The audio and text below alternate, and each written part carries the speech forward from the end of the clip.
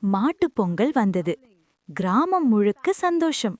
வீடுகளுக்கு முன் அழகான கோலங்கள், மாடுகளுக்கு மஞ்சளும் மாலையும். இந்த கிராமத்தில் வீரன் என்ற ஒரு இளைஞன் இருந்தான்.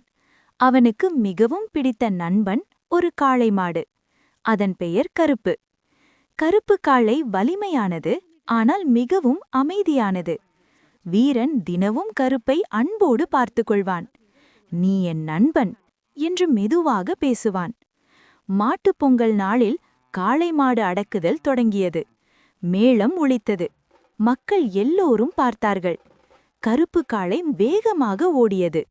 பல இளைஞர்கள் ஓடினார்கள். ஆனால் வீரன் ஓடவில்லை. அவன் நிதானமாக நின்றான். "பயப்படாதே கருப்பா, நான் தான்" என்று மெதுவாக சொன்னான். கருப்பு காளை நின்றது, வீரனை பார்த்தது, அமைதியாகியது. யாருக்கும் காயமில்லை, காளைக்கும் வலி இல்லை. மக்கள் எல்லோரும் கைதட்டி மகிழ்ந்தார்கள். ஒரு பெரியவர் சொன்னார், "இது வலிமையின் வெற்றி இல்லை, பாசத்தின் வெற்றி."